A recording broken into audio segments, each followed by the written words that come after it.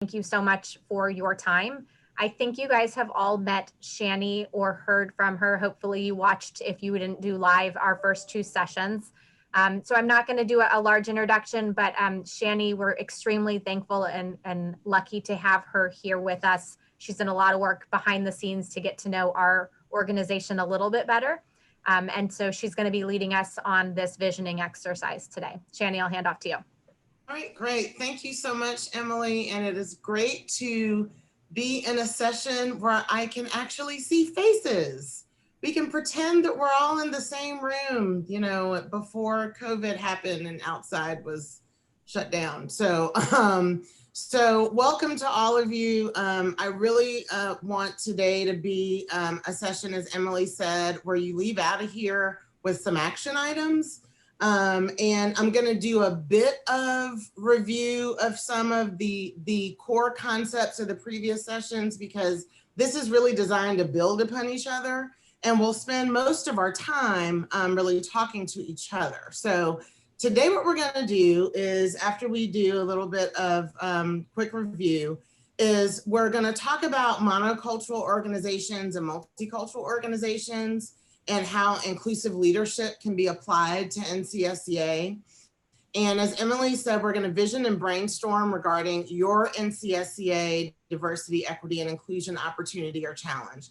That was one of the things that we wanted you to think about prior to the session, was in your sphere of influence within NCSEA, what is an opportunity or challenge related to diversity, equity, and inclusion? And then talk about possible strategies for application through us doing our own reflection based upon our roles. And then we're going to break into groups and actually just talk to each other and brainstorm and see what's possible, and see if we can pick from some orchards of low-hanging fruit potentially to make some changes within NCSEA. So just as a reminder, this was the essential question for today.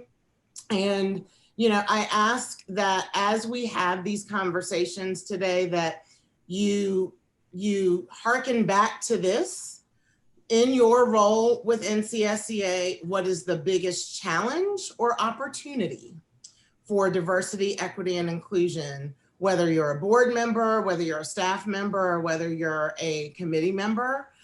So hopefully you all had some time to kind of think of that, think a little bit about that coming in. But before we get started, I like to share these principles of engagement as a guideline for us having these discussions. And these are things that I ask that we suspend and embrace for ourselves and for other people. Because if these conversations were easy to have, then y'all probably wouldn't hire a consultant to facilitate these conversations, because they're probably not things that you tend to talk about. So we want you to suspend judgment, denial. You know, sometimes there's denial about where we are and where we're not, guilt about where we are and where we're not, assumptions, distractions, interruptions, side conversations. You know, a lot of times things will get going in the chat that don't really have a lot to do with what we're talking about in the moment. And as someone with ADHD, that might be a little bit distracting to me to kind of be looking at what's going on in the chat, particularly if it's not germane to what it is we're talking about. And titles, I come from higher ed, where people get very into their doctors and call me, we're just going to be on first name basis here. And what the things that we want you to embrace are awareness towards understanding. These conversations are not comfortable. If they were, then people would have them more often. So leaning into that discomfort and critical self-reflection, both for ourselves as individuals, but also for the organization, for NCSEA. There may be some cognitive dissonance, which is when sort of old ideas bump up against new ideas and you're trying to reconcile the two, and it feels kind of disorienting sometimes. You may feel that in this conversation, and that is normal. Opportunities, helping to create a safe and brave space. We really want you all to be as open and honest as possible for the good of NCSEA. That, you know, we're not going to do any blame games or anything like that, but we do want it to be a safe and brave space where we're building on the conversations that we had before about learning about our biases and the way that our biases, whether known or unknown, may affect our roles. Vulnerability, willingness to catch each other. And by catch each other, I don't mean aha. I mean more like trust fall, catch each other. We're all kind of just falling into this conversation and just seeing where it goes. Speaking from the I perspective and not for an entire group. However, many of you are here as representatives of either your committees or board or staff. So particularly for those of you that are representatives for your committees, you sort of are speaking on behalf of your committee, but when we're talking about personal lived experiences, that's primarily what we're talking about, speaking from the I perspective. Sharing airtime, it's going to be really helpful that everyone participate and staying in the moment, which is why we typically send you the slides afterwards. If you don't have the participant guide, Kat did drop that into the chat. This is going to be a very interactive session. So we ask that you access your participant guide now so that you'll be able to follow along. So we all good with these? Okay, good. So we're going to jump on in. So as I mentioned, we're going to do a little bit of review. And one of the first things that I like to do when we have these conversations is remind us that when we talk about diversity, we're talking about big tent diversity broadly, right? You know, in the 20th century, when we talked about diversity, what were some of the things that maybe would come to mind? It was a short list, right? What's often a narrow definition of diversity in terms of gender, race, maybe class, you know, those are usually the top three. We want you to think of contexting this discussion very broadly, acknowledging that all of us have these layers of identities that can affect our perceptions, experiences, and interactions. So when we talk about diversity, equity, and inclusion, we're talking diversity in the broadest sense, and not just members of historically underrepresented groups, but majority groups too. Everybody is included when we talk about diversity. So that's the first thing. Cultural humility is something that we kind of introduced, I think, way back in the first session, which is different than cultural competence. I used to be in PR and marketing, so I like using metaphors. So we're going to go from onion to a mirror. So while cultural competence is kind of turning the mirror outward and really learning more about others, which it's helpful to learn some of the norms, the cultural norms of other groups of people. Cultural humility, first of all, acknowledges the presence and importance of differences, you know, so acknowledging that it's okay to notice that I'm a Black woman and that me being a Black woman has a whole lot to do with my perceptions, experiences, and interactions. So that may be a paradigm shift for some people. Whereas 20th century, a lot of times we were told, you know, be colorblind, don't see color, don't see difference. Well, you can't practice equity if you're not seeing the difference that exists for which we need to practice equity, right? And so it's really more about, cultural humility is more about self-reflection and acknowledging and seeing differences without judgment. So what we're really going to be asking you to do is kind of engage in broader scale cultural humility, thinking about your own lenses and being mindful of the fact that your lens is your own singular lens. But what we want to do for the purposes of NCSEA is sort of broaden NCSEA's lens so that we can reach and engage as many folks as possible with as many backgrounds as possible. And then we talked a little bit about the difference between equality and equity in the last session. And what I often like to say is that equality is sameness, and it's a 20th century paradigm.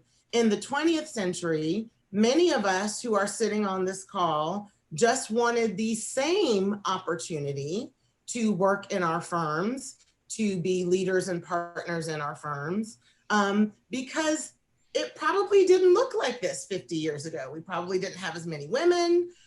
We probably didn't have as many folks of color, people with disabilities, LGBTQIA folks. So we've moved from the 20th century in looking at sameness into the 21st century and looking at fairness and acknowledging differences, giving people what they need rather than giving everybody the same thing. And again, you have to see difference and acknowledge difference first in order to be able to do that.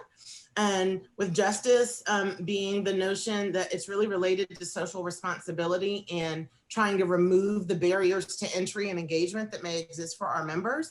But one way to think about it is that equality is the golden rule, do unto others as you want done unto you. That's the same. Equity is the platinum rule, do unto others the way they want done unto them. But you have to engage in some meaningful conversation to understand what their differences are, why they want done unto them that way, right? And then what can we do to level the playing field to give people what they need to be able to fully engage, right?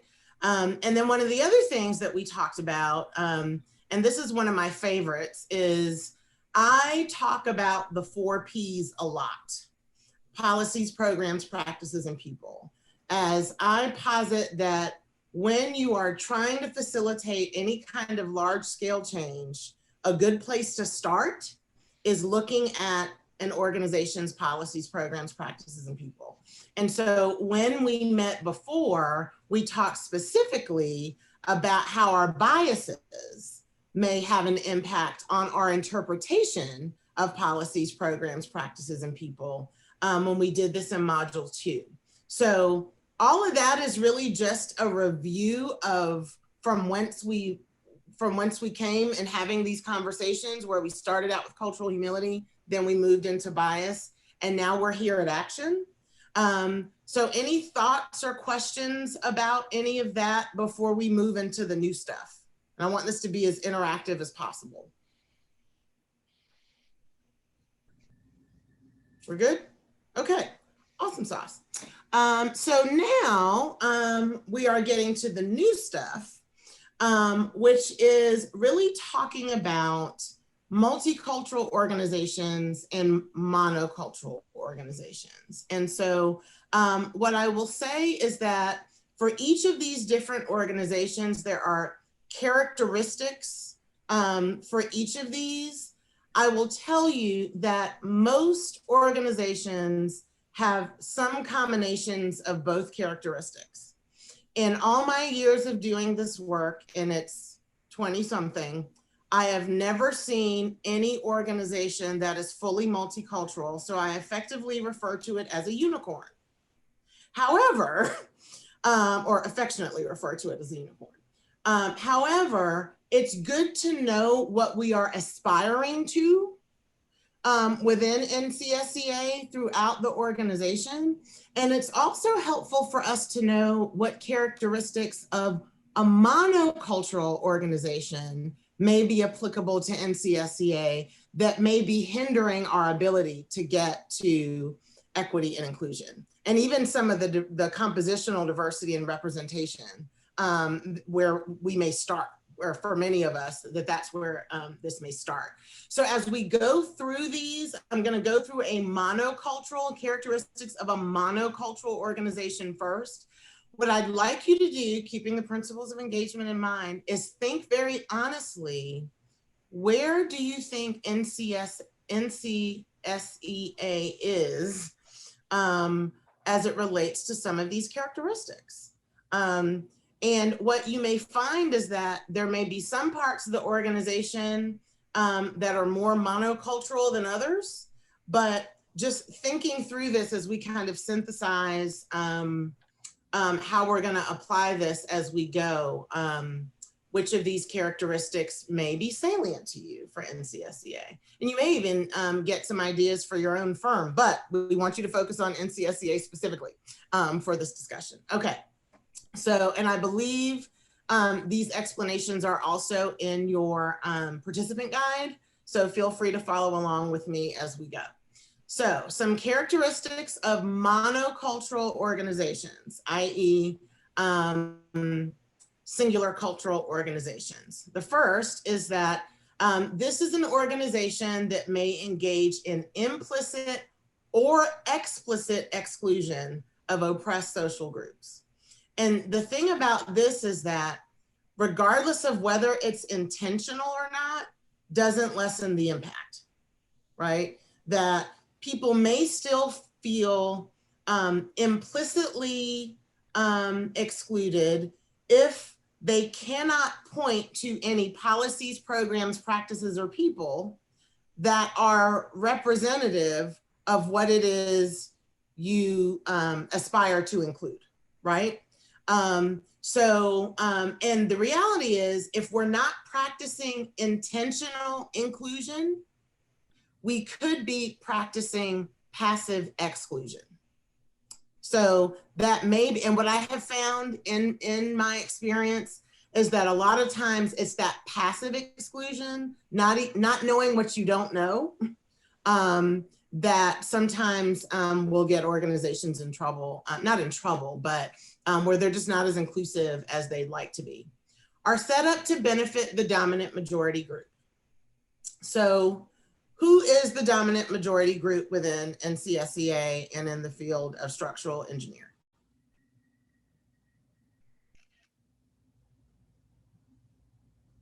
This is where y'all can talk. White males. White males. Yep. White males, right?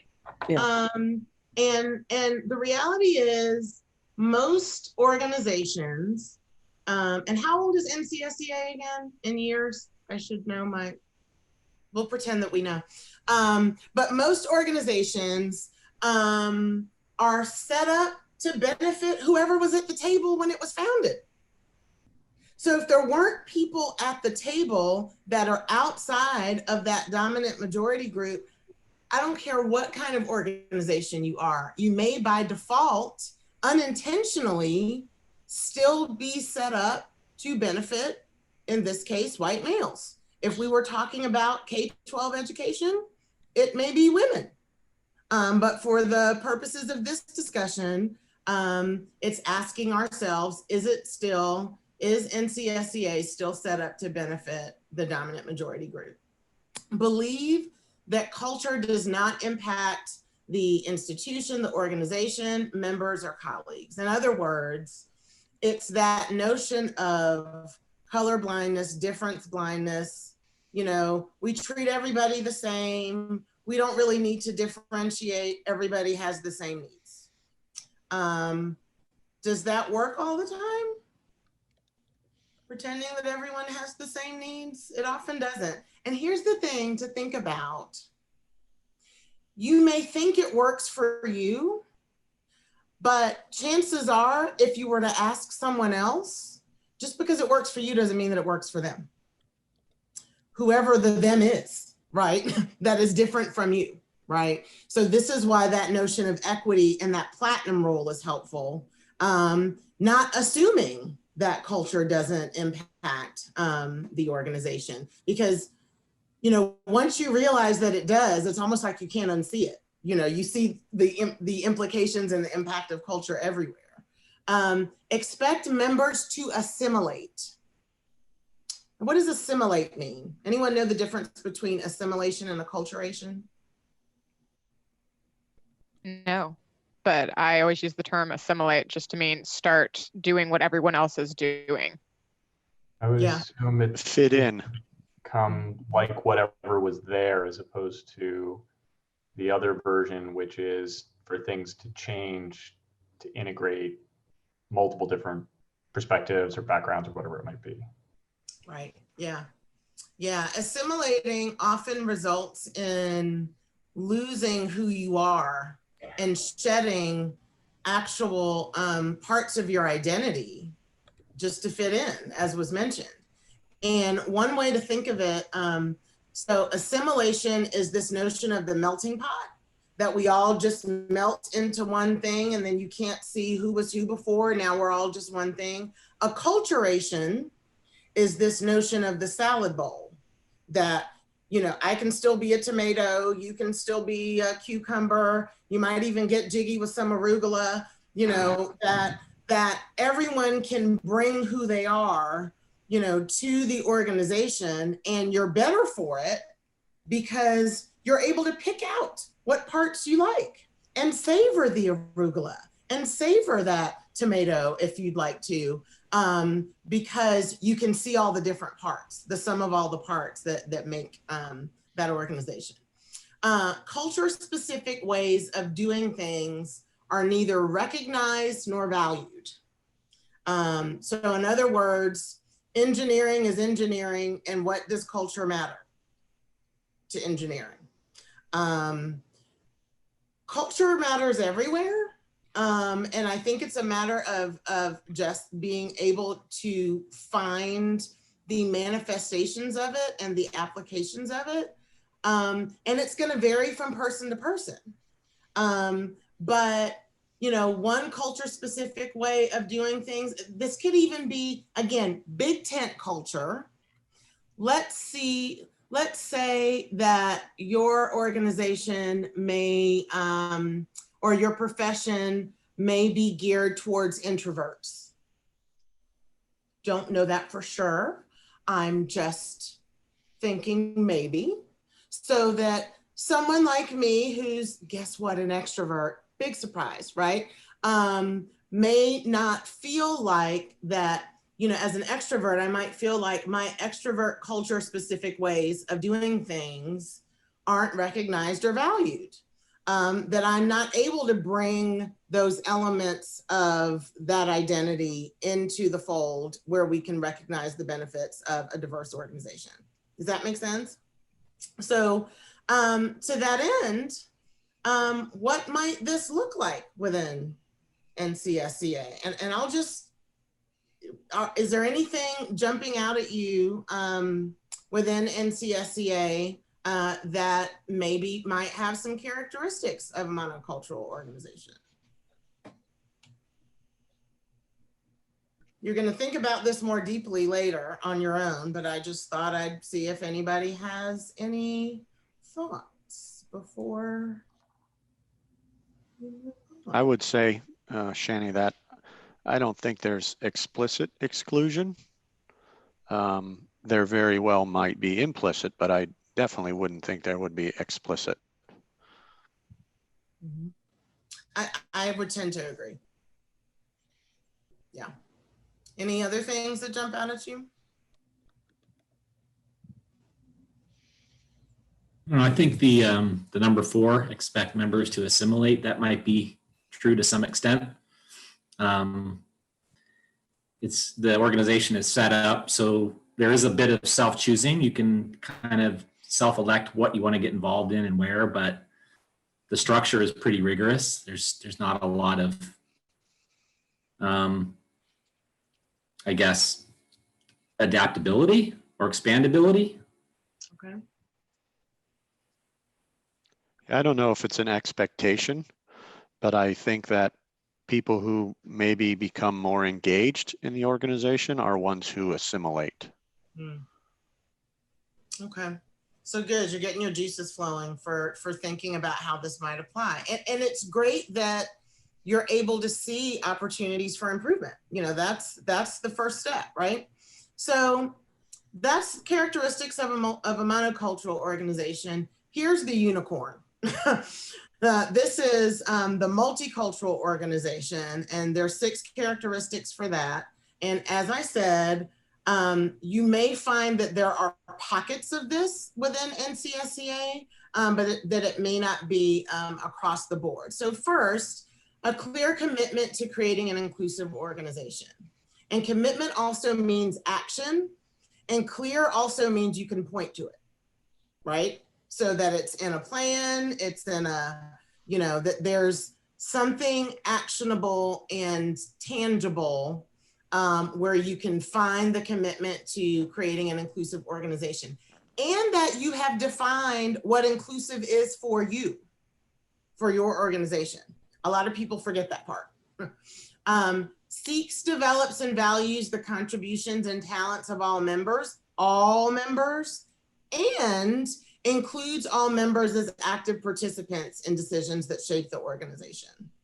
You know, so this might be some elements of your bylaws.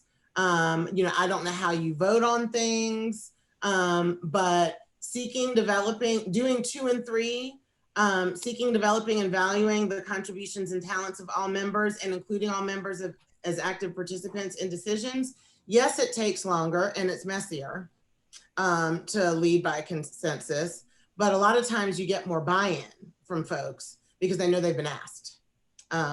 They know, and the decisions aren't being made top down, they're being made bottom up and out, right? So that's those two kind of go together.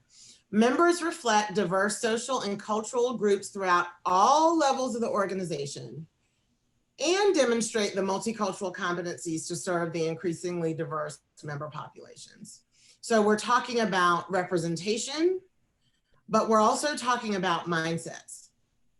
That you don't have to be a member of a historically underrepresented or minoritized group to have the multicultural competencies to serve the increasingly diverse member populations. I think there's a myth sometimes that you have to be, you know, someone from this list in order to be intentionally inclusive. No, it starts with a willingness to develop those skills through having these kinds of conversations and applying them to your spheres of influence. Acts on its commitment. So number 1 is the clear commitment, but it acts on its commitment to eliminate all forms of exclusion and discrimination within the organization, including all the isms: racism, sexism, heterosexism, ageism, classism, ableism, religious oppression, all of those elements of the onion that I talked about, there's an ism that's attached to that, right? So if you're not intentionally thinking about, first of all, if you don't know what the climate is and what the experiences are within your organization, and I know that SC3 has been doing assessments related to that, to really have some data to determine, you know, how people are experiencing NCSEA. So that's good that first you're asking, right, what people's experiences are. But once you've asked, how are you addressing it? So it's acting on that commitment to address all of these things and not presuming that they don't exist, right? Leaning into the idea that maybe there's some of this unwittingly, to David's point, and unintentionally, but it might still be there. And then finally, follows through on broader social and environmental responsibility. So I don't know what kind of social responsibility activities that NCSEA engages in, but ideally it should be consistent with values that have diversity, equity, and inclusion thread through them. So any one of these that look like they might be applicable to NCSEA. I'd like to think that we're starting on the steps here by being here today. I don't know if that's a commitment or acting or follow through, but we're somewhere along that path. This is something that we haven't done in the past. And you got to start somewhere, right? So here we are. I have a question. Could you expound a little bit on ableism? I just looked up the word ableism, and that means discrimination in favor of able-bodied people. How do you incorporate that with the organization that wants to be the best? You know, please explain that. You know. Sure. So I'll give you one example. One of the reasons that I read everything on the slide is because I'm practicing universal design. Because that is a way to be intentionally inclusive to people with a host of different disabilities. Because some people need to see it, some people need to hear it. Some people may have limited vision.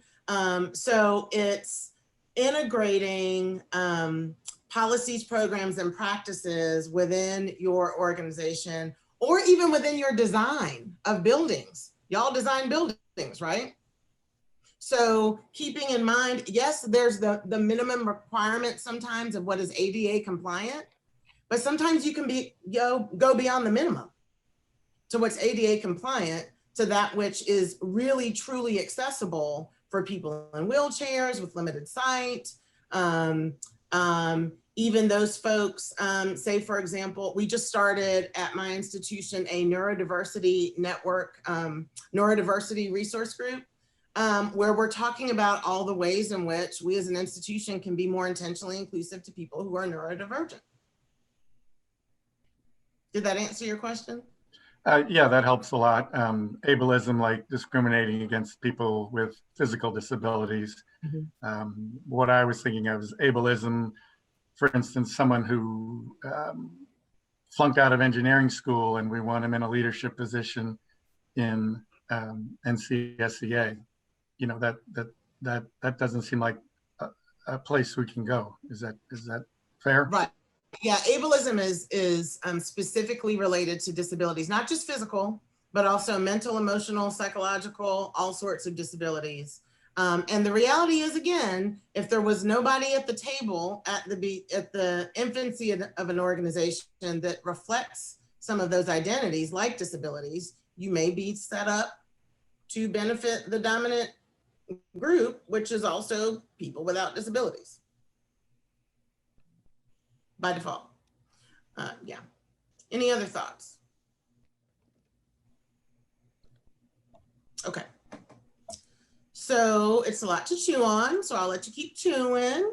Now what I'd like to do is introduce you to these characteristics, 6 characteristics of inclusive leaders, which you are within NCSEA. All of you are leaders within NCSEA. And I offer these as a conduit through which you can apply some of these characteristics of a multicultural organization and some of the work that we're going to do in a little bit to see how we can make NCSEA more intentionally inclusive. So the first thing is a clear commitment, we talked about this, to cultivating a diverse and inclusive workforce / membership, right? And again, commitment should be identifiable, right? It should be actionable. It should be something that you're able to execute beyond just a wanting to. It's a blueprint for. Courage to challenge entrenched organizational attitudes that yield homogeneity, even if it's unpopular, and to display humility by acknowledging personal limitations and seeking contributions to overcome them. So I'll give you a perfect example. I am in higher education. I am not an engineer. So I had to have the courage to ask a whole lot of questions of Emily and Al and other folks as to, you know, how might structural engineering be applied to all of this? But if I pretended that I knew already without asking questions, we probably wouldn't have what I hope is so far a session that meets your needs, right? So it's challenging things that may be monocultural, which sometimes isn't popular, but also creating an organizational culture that embraces and welcomes that challenge rather than maybe gets defensive and shuts down when things are brought up. Yeah, thinking about personal and also organizational limitations.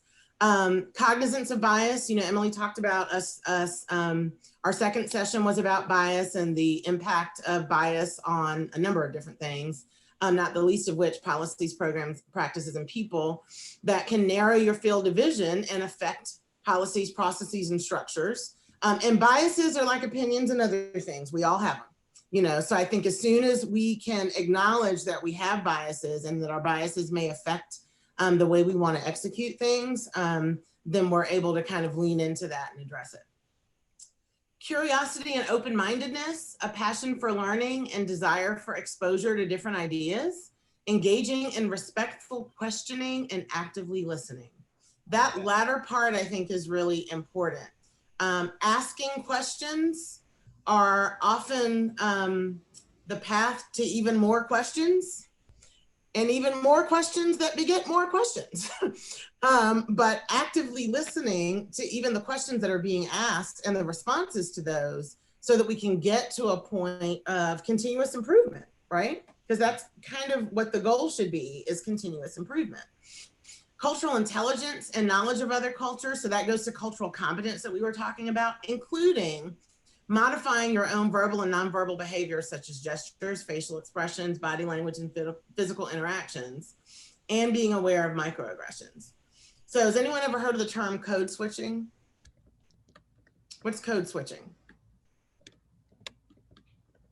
Dana, I saw you nod. Do you mind sharing? Yeah, I was actually just watching a show about this the other day, and I can't remember what it was, but it was like if a Black person is in a room of white people, they will kind of like switch their behavior to match the behavior of the white people in the room. Yes.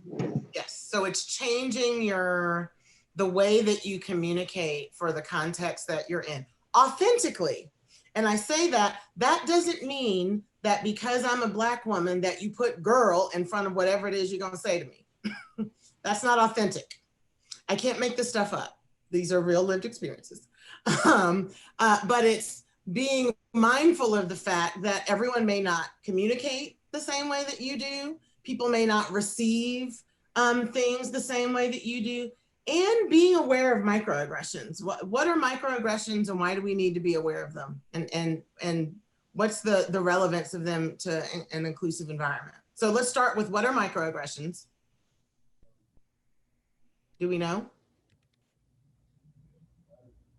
Are they like basically the little things that you do that would signify that you're potentially either not being respectful or not listening or not being inclusive to somebody else like that? It could be your tone of voice. It could be your reaction to things. Like you may be saying the right thing, but doing it in a way that shows that you don't really mean what you're saying. Yeah. Or like backhanded communications, like saying to a person of color, "You're so articulate." What did you expect me to sound like? That's an example of a common microaggression that can affect how included someone does or doesn't feel. Collaboration and the ability to share perspectives, creating an environment where others feel empowered to express their opinions, not only freely, but without retaliation. Y'all are an organization, so, unless we're booting people off committees and boards for, having divergent opinions, that may not be happening as much in NCSEA, but who knows what's happening in our firms, right? So it's, you have to be able to share perspectives safely without being punished for it afterwards. And so all of this has to be applied to, there's the policies, programs, practices, and people again. So what does this have to do with multicultural organizations and your DEI challenge or opportunity, you may ask? And if you didn't, I will ask it for you. So this is where we move to your first activity, where you get to really think about this yourself. So remember, your essential question for today was, in your role with NCSEA, what is the biggest challenge or opportunity for diversity, equity, and inclusion within NCSEA? And so in your participant guide on page 3, and I'll mention it is a fillable form, so you can type it directly in. You don't have to print it out. We'd like you to first individually answer this question for your role within NCSEA. What goals towards either improving a monocultural organizational characteristic or cultivating a multicultural organizational characteristic can apply to your role? And I am going to give you an example. So thinking about that, kind of how we just said which ones may apply to NCSEA, thinking about one of those things. What characteristic of inclusive leadership that we just talked about, those 6 characteristics, could help to advance this goal of either addressing something that's monocultural or cultivating something that's multicultural? What policy, program, practice, or persons could help to achieve addressing this goal within NCSEA? And then finally, who might you need to support you in actualizing this goal? If you're a committee chair, would it be somebody within NCSEA? Would that be other members of your committee? who else do you need to actualize this goal? So here's this is what it looks like in your participant guide. No, this is not your example. The example actually has words in it. You don't have it. But what I want you to think about before you even get into the example is a couple of things. Think about representation from a diversity perspective, big tent representation. I've kind of highlighted some things that maybe could be relevant for you all as you're beginning to have this conversation. Think representation. Think about the work product for your specific area, whether it's a committee, whether you're a staff person, whether you're a board member, and also the broader application to NCSEA. We're going to talk about the broader application to NCSEA when we come back from our small groups. We're going to break into small groups after we do this individually. But I would also recommend that you look at the participant guide for module 2, where I had all of these resources from the American Institute of Architects regarding guides for equitable practice. There's a lot of greatness in there that could be a starting point for your particular area of something that you maybe want to select. And for those of you that were in module 2, you may have actually thought about some of these already. But here is your example. So I used in this example the publication committee as an example, and I chose both a multicultural, a monocultural characteristic and a multicultural characteristic, just so that you can see what both may look like. You don't have to choose both, you can just choose one. So in terms of the goal towards improving a monocultural or creating a multicultural organization, for the publication committee, I said, you know, from a monocultural perspective, it may be set up to benefit the dominant majority group. So one goal would be more female and younger authors or contributors, maybe having some articles on the role of various identities in structural engineering. One multicultural characteristic would be including all members as active participants in decisions that shape the organization. And a goal related to that might be more engagement from the general body about identity-based topics or perspectives, right? And so then what characteristic? I chose courage to challenge entrenched organizational attitudes, because you got to be able to name it to tame it, and curiosity and open-mindedness to see what other people's perspectives may be and what they can bring. What policy, program, practice, or persons could help to achieve in the goal. So practice for the monocultural goal, to have more representation on the publication committee from varied backgrounds, that might be a practice. And to recruit more representation. A practice for the multicultural organization one is maybe doing a call for submissions for each publication to see if members of the general body have suggestions for articles. And then finally, who might you need to support you in actualizing this goal? For the first one, maybe NCSEA makes a standard section of the publication of the role or application of DEI to structural engineering.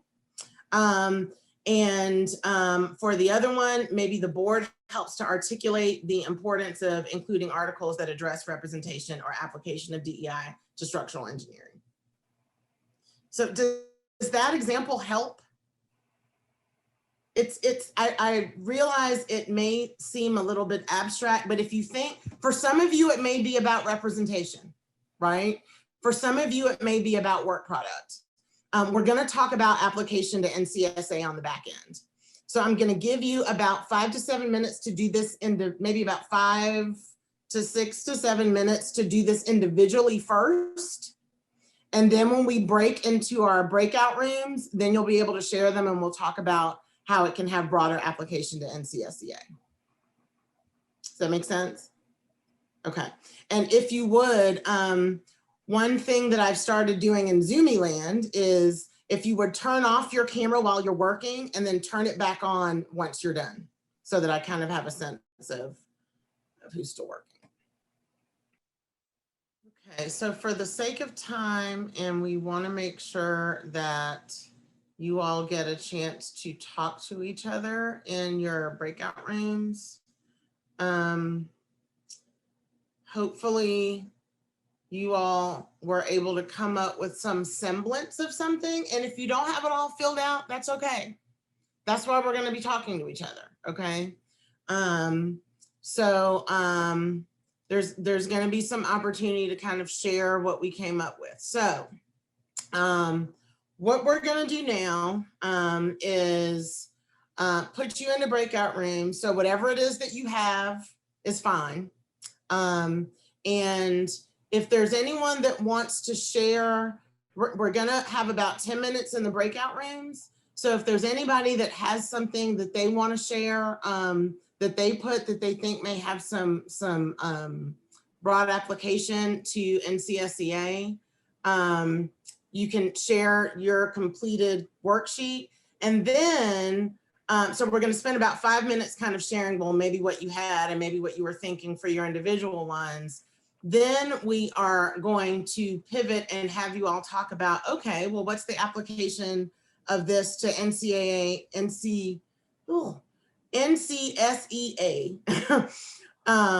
overall. And then we're gonna come back in a larger group and just see what ideas came up, with the understanding that you all may want to consider even submitting what you put in your participant guides to NCSEA as the beginning of a plan that can be aggregated to come up with something that could be really awesome for NCSEA.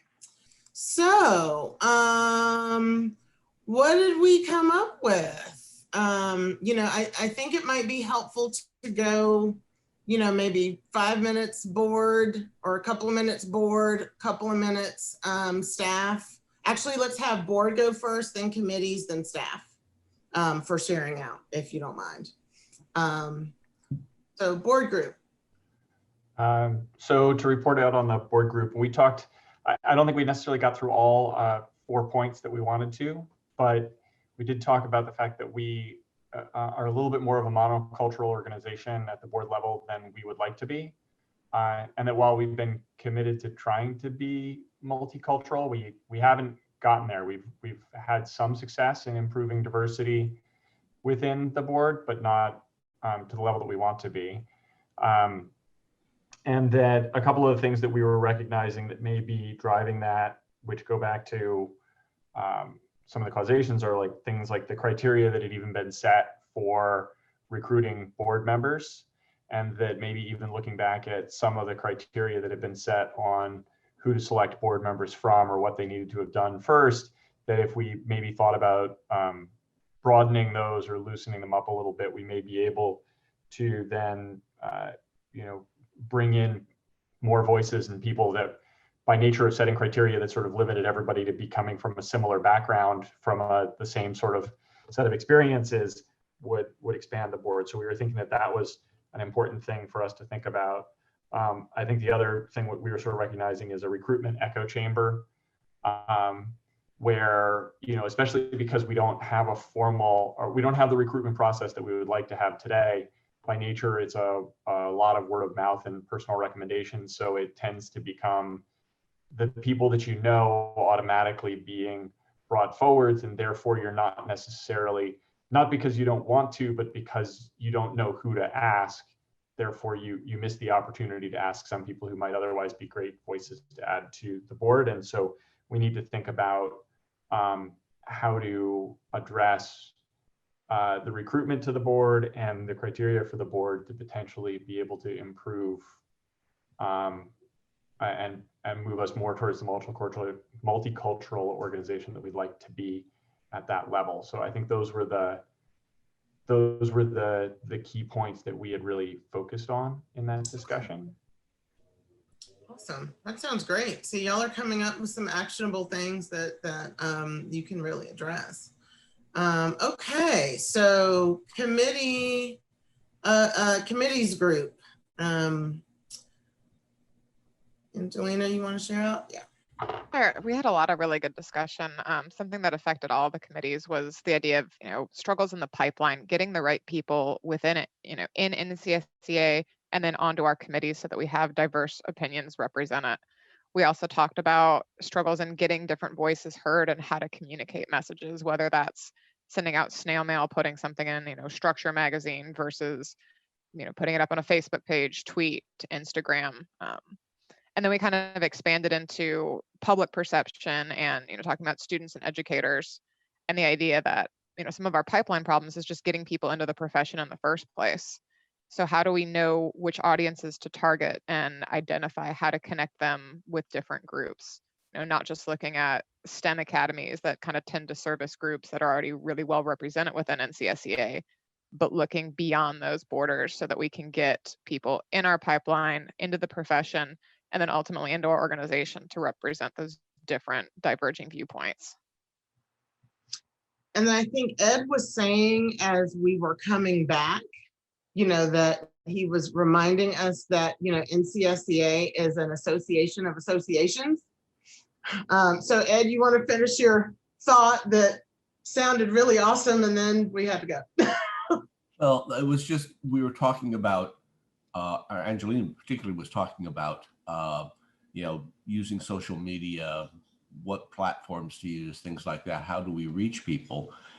And my thought was, we are an association of associations, and many of our member organizations are already doing that. We don't necessarily need to do that. We need to maybe support our member organizations and help them do that in their own states or their own areas. And coming up with ways for things that work by talking to the member organizations that are already doing it, and then sharing that across to the other member organizations who may not have that kind of program yet, or who may be struggling in what they're doing. We could do a best practices thing and be more helpful to our member organizations than just starting to find another national STEM program to get attached to. I'm glad I let you finish talking, because I think that was a great point. Yeah. And anything else from the committee group? Okay. Staff group.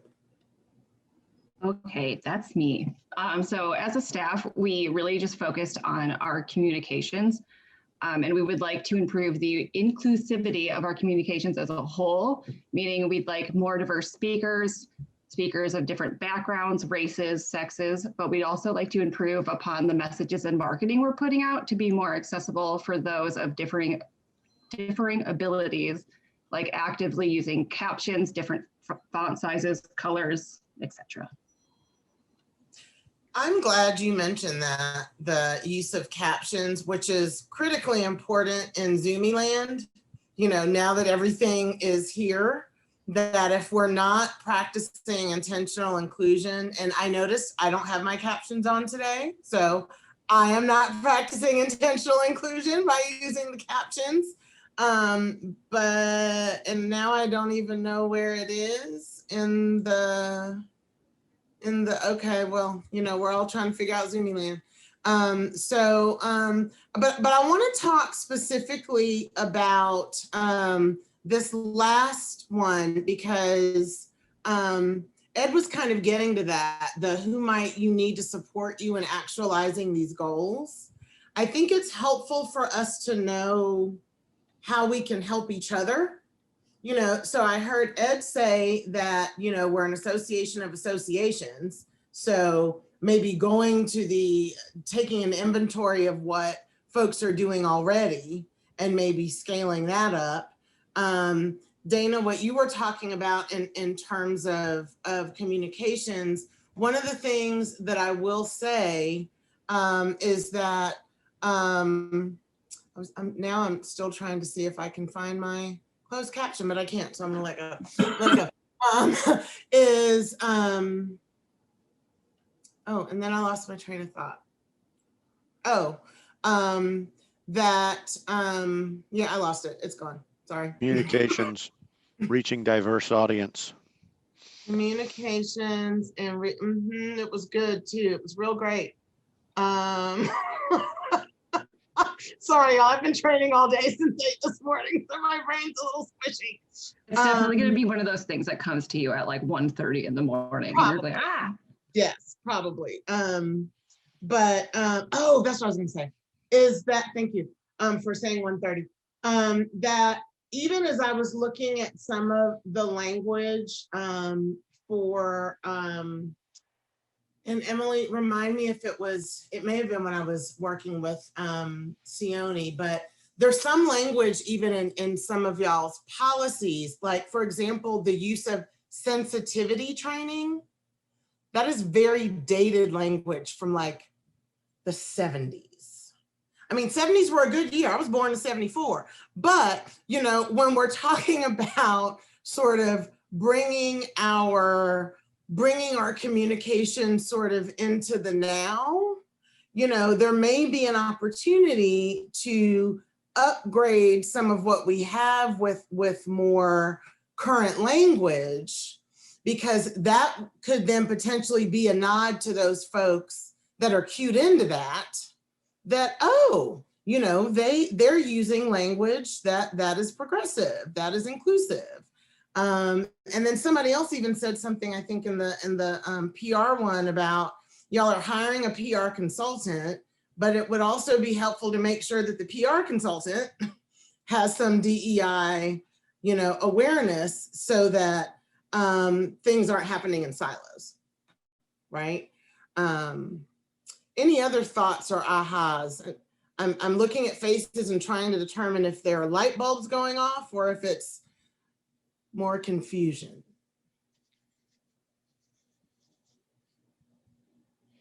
David, you're unmuted. Were you going to say something? I've been unmuted. You know, Oh. I wrote, and this is, we didn't talk about this too much, but I just wrote that I think a lot of it is commitment, and commitment to me is referring to time and effort, because I believe that maybe people who on the board diversity topic, maybe our candidates might be underrepresented, but I think they're there.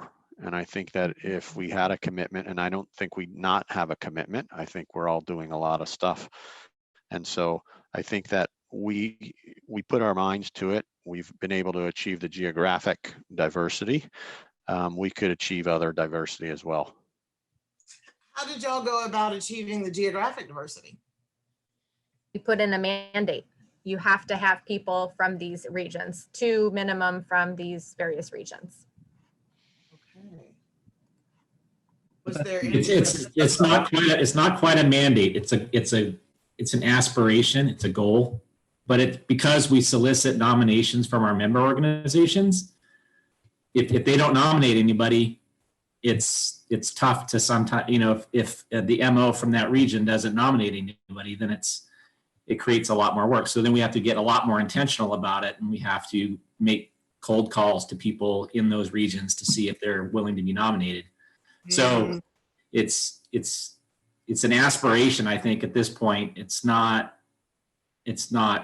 formalized as like a mandate because of those hurdles that we've had to overcome. We have to overcome every year with, you know, with energizing those regions that we need representation from to put forth candidates. Yeah, but to Ed's point, I think it's a little different to kind of say, hey, we're looking for geographic diversity. We'd really like somebody from the Southeast. I think a lot of us have a harder time saying, you know, we don't have anybody of Indian heritage on the board. You know, where can we go find an Indian candidate? You know, that to me sounds very, very uncomfortable to say, versus saying, you know, we need somebody from the Northeast. Yeah, that's exactly what I was going to ask you. How come it seems so acceptable to say we need 2 from this geographic area, and yet we cannot go out and say we need a person of color to fit this spot? It is a very uncomfortable place to be. You want to aspire to it, but it feels wrong to put it out there and say it or mandate it. So how do you go about that process of trying to be intentional without offending? And without tokenizing, because really that's what you're exactly talking about, is you don't want no one wants to know that they are the requisite Black person that they needed for said committee. And so, you know, particularly as someone who was told a lot in undergrad that the only reason that I was there was because of affirmative action and I didn't belong there, you know, nobody really wants to, nobody wants to be that person. However, this is where we can start looking at things from intrapersonal to interpersonal to institutional. You know, it starts with, what do our own social circles look like, right? Like, if you're saying that a lot of the recommendations are word of mouth and just who we know, well, who do we know? You know, do many of us have pretty diverse social circles to where we would be able to say, hey, I'm a part of a really great organization and we just want more voices. But in addition to the more, it's twofold, y'all. It's, yes, you want the representation, but you also have to make the organization hospitable to them once they get there. And if you're